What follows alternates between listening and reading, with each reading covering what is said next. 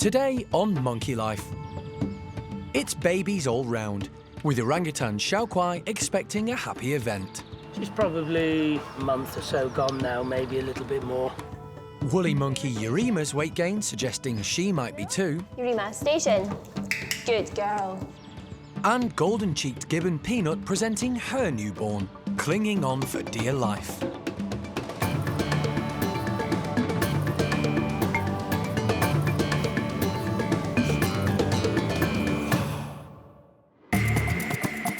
This is Monkey World in Dorset. Tucked away deep in the English countryside, it's the largest sanctuary for monkeys and apes on the planet. And this is Dr. Alison Cronin, the primate's best friend. Alison and her team spend their lives rescuing We'll take good care of them. and rehabilitating primates from all over the world. You're going to show everybody how your teeth are growing. They currently look after more than 240 monkeys and apes from 15 different species.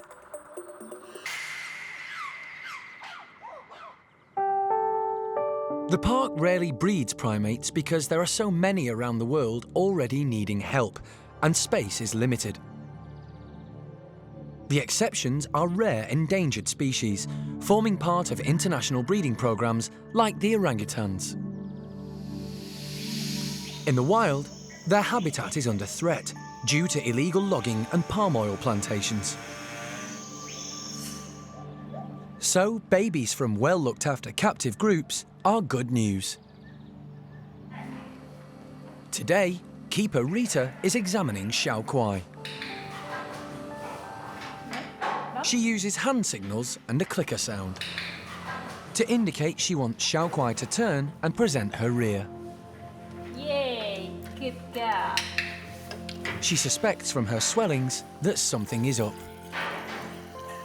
Animal director Jeremy is able to confirm keeper Rita's suspicions. Xiao Kuai is pregnant. The telltale swellings that female orangutans have when they're pregnant, she has. And it really is it's a perfect pregnancy test, and it works and you can't fail. It's really good news for the park and the species. Xiao Kuai was wild caught and rescued from outside a Taiwanese amusement arcade, where she'd been abandoned along with 2 other orangs. Alison and her late husband Jim Cronin, who started the park, brought her back to the UK in 2000 from the Ping Tung Rescue Centre, who'd taken them in.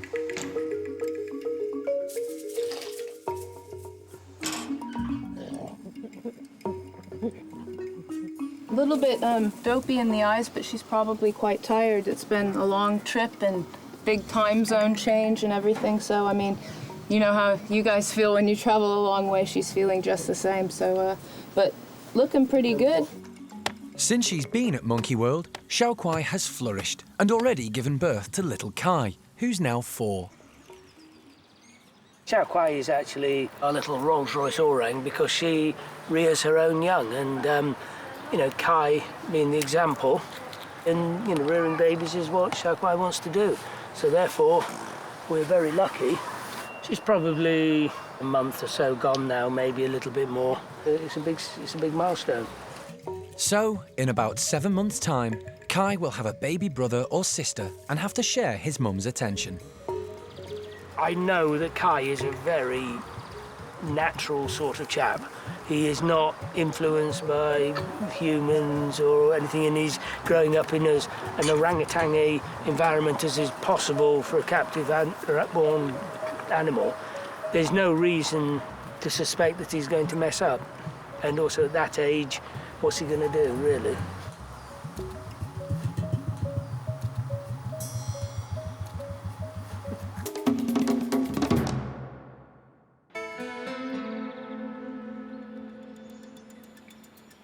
Across the park is another of the endangered species Alison and the team are committed to helping, the golden-cheeked gibbons.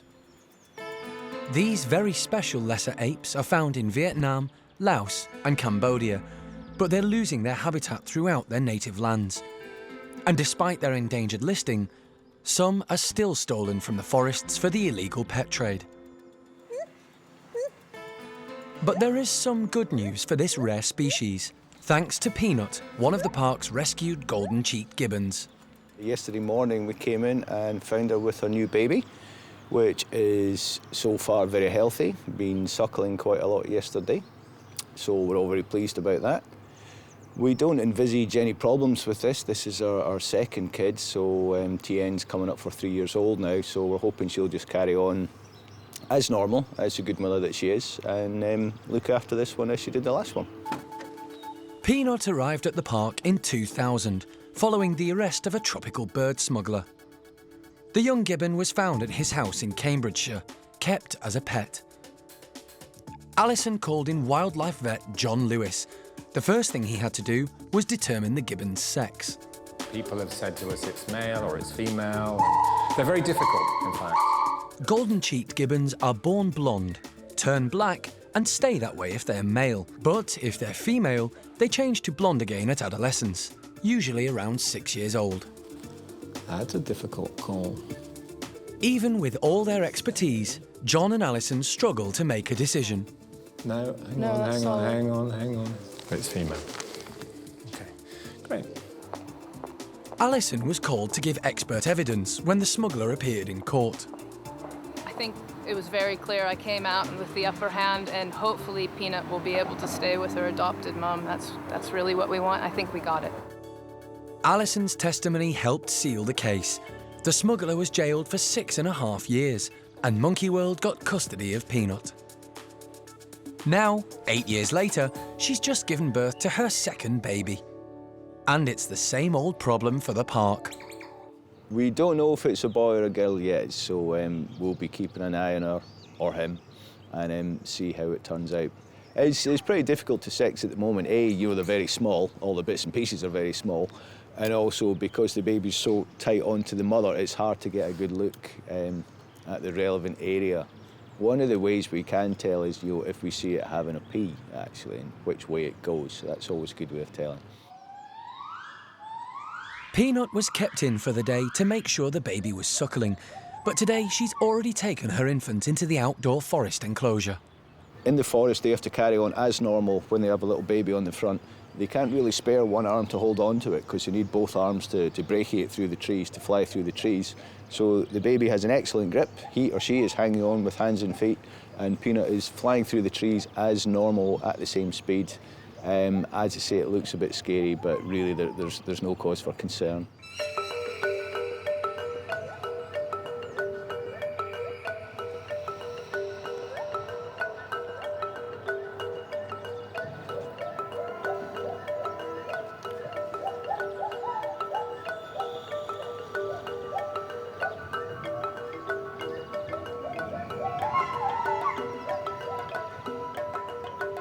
This is Peanut's second baby, but it's still quite important for the species, for the captive breeding programme. As we know, golden-cheeked gibbons are highly endangered, so it's great that we're still breeding them here, and we've now got a second baby, and hopefully we can carry on like this.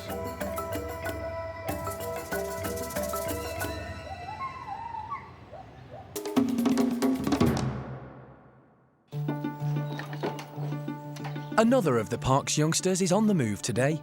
Over at the temporary bedrooms, the primate care team are about to collect Kaya, the ring-tailed lemur. Alison rescued her from a family in Belfast, who bought her as a pet, but discovered keeping wild animals at home is not a good idea. Kaya didn't fit in to our life at all. We had to fit around Kaya. She took over our house. People couldn't come in. I don't think anything can prepare you for a 100 primates. Very, very difficult animal to keep. She's settled well at the park, but has yet to meet any other lemurs. And before she can do so, she needs to pay a visit to Mike, the vet. Thank you. Holly and Donna are taking her to see him at the park's hospital. We were expecting to have to maybe show her a nice treat or something, but she's obviously quite comfortable and trusting, so she's gone straight in. Couldn't have gone better. Kaya was taken from her mother as a baby and has never met other lemurs before. But eventually, she's going to join the park's 9 other ringtails in their enclosure at Malagasy. Thank you. The group is made up of 8 inquisitive males and 1 dominant female. To make sure 18-month-old Kaya doesn't receive too much interest from the males or be seen as a threat by Fennel, the older female, she's going to be fitted with a contraceptive implant. Vet Mike and vet nurse Penny anaesthetise Kaya so Mike can slip the contraceptive device under her skin. It's the same implant that's used on human ladies. So they're well tested, they're very safe, and it gives you long-term birth control. While she's asleep, they take the opportunity to give her a quick health check, looking at her teeth, taking blood samples, and weighing her. 1.95. Lastly, Alison takes ink prints of her hands. We're taking a handprint from Kaya for educational purposes, which we've done with the chimps before, so we can show people how much they are like us, and you can even see her little fingerprints on this. And also, her previous owners asked if we were going to be doing a health check, if we would get a handprint for them, so I'm not sure what I think that they're going to frame it and put it up on the wall. Good girl. Right, quick as you can, Donna. Operation over, Kaya is placed back in her box. The little operation went without a hitch, so we couldn't be more pleased with it. Hopefully this will set her up for quite a peaceful life.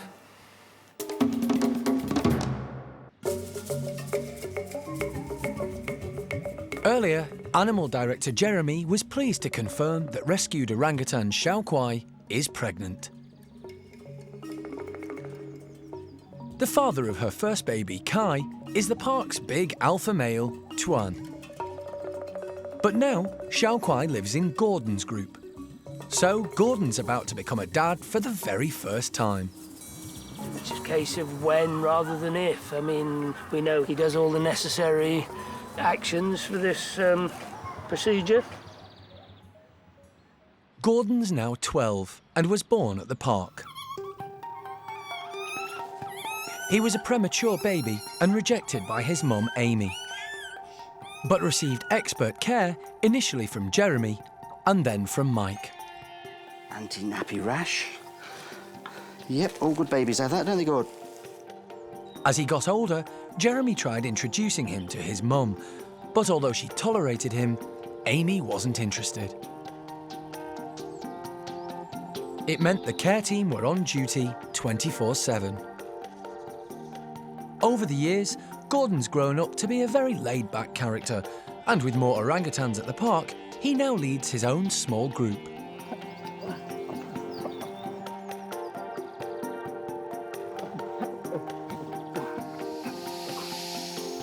In the wild, orangutans are solitary creatures, coming together to mate and occasionally to feed. Babies stay with their mothers until they're about 8. The males are not involved in their upbringing. Baby orangs being born with a male in the group, it's a very controversial thing, and a lot of people think it can't be done. But Gordon is obviously very comfortable with Xiao Kuai. He's also very comfortable with Kai. So we're very lucky we've got a situation. But also, another icing on the cake is, according to our stud book statistician, Gordon is a very, very, very important animal genetically. I can't imagine what remotely is important about you, but never mind. So again, that's another positive thing for, you know, the general orangutan conservation issues.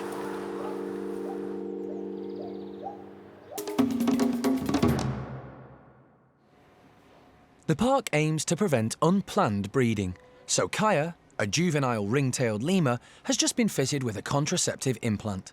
Now she can mix with other lemurs for the first time. Keeper Toby is preparing a bedroom for Fennel, the park's dominant female, who Kaya is about to meet.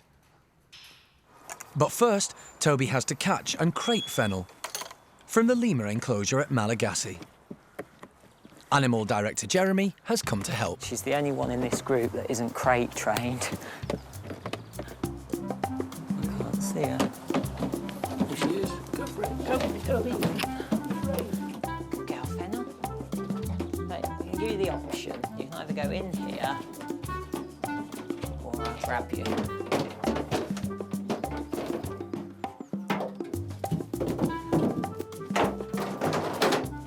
Sin. She's jumped in herself. Come out saying that.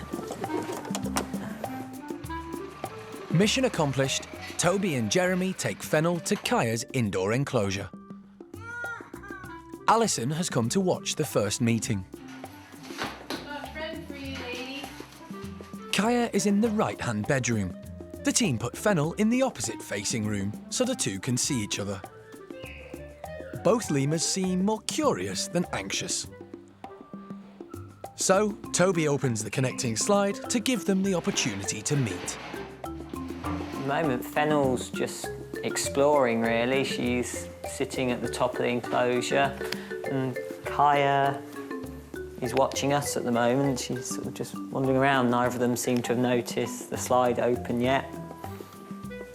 A few moments later, Fennel realises she can now reach the lemur across the corridor and moves through to join Kaya. Jeremy, Toby and Alison are on hand in case Kaya feels threatened, but they're not needed. Fennel greets Kaya affectionately, and the young lemur responds by grooming her. It's exactly the right response, a classic display of submissive lemur behaviour, and Alison is delighted. Most importantly, Kaya's got a friend of her own kind now, and that's the first stage in her rehabilitation. So we're really pleased to sponge for Kaya. And now Fennel will have some female companionship up in Malagasy with all of those boys. So small beginnings, but I'm really pleased.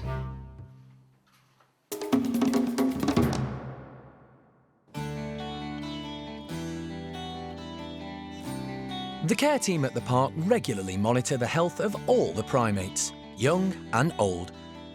Part of the process is to keep a note of all their weights. But weighing primates is not an easy business. Today, the woolly monkey team need to weigh Bueno's troop. They're known as the barn woolies, are all captive bred, and are a close-knit family group. Their leader is alpha male Bueno, a great dad and stepdad to the youngsters. The dominant female is Urema. She's a great mum, but has a tendency to be a bit grumpy and stroppy with her younger half-sister, Lena. Youngster Paolo isn't related to anyone in the group, but could one day provide a new bloodline. Woolly monkeys are endangered, and there are less than 100 in captivity in the world.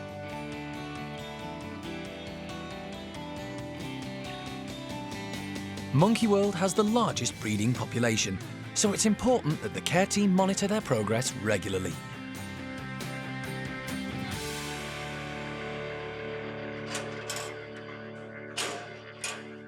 Every morning, the monkeys go through a mesh tunnel to reach the outdoor enclosure, so the care team place a weighing scale inside it.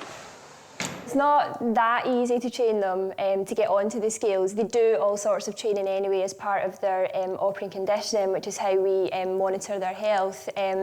But getting them onto the scales has been a sort of newer thing for them. Come on, Zingu. Zingu station. It's all a bit scary. We weigh them once a month, and this is important because we use it if we need to dose them for any medicines, and we can also keep a track on how they're eating and stuff as well. So it's just a kind of add-on to their health checks that we do with them. Hello there. Good girl. Well done. The woolies are quite sensitive to our moods. They can pick up on us quite a lot, so you have to keep yourself really calm and really relaxed with it. Keep it as a game for them because that's how they respond to it better. Inca? Sandra calls the woolies out one by one. The next two could be more of a problem. It's Urema and her baby daughter, Inca. Inca, over here. Urema station. They are together all the time. To get them separated, to get them both on the scales separately has been a huge challenge. Inca station, Urema here. Urema. But Sandra is determined to weigh Urema for a very good reason. She may have another baby on the way. Good girl. It's hard for us to tell if she's definitely pregnant because we haven't tested her yet. So one of the ways that we can monitor is by how much weight she's putting on, because we know how much the babies weigh. So if we can monitor and she's steadily putting on weight month by month, there's a pretty good chance that there is a baby growing in there and it's growing really healthily. So good lad. Can you get on here for me? Station. Station. Next out is baby Paolo, who thinks it's all a bit of a game. Station. Paolo station. Good boy. 2.87. There you go. You want banana? Is it grape? Grape. Sandra reports the weights to the rest of the team. Paolo was 2.87. Urema was 7.52. So she's put on weight. And those few extra kilos may well mean there's another baby woolly on the way.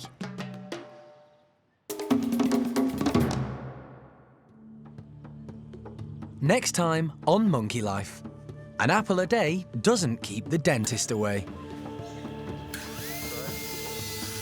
And is Dad-to-be Gordon a bit of a catch?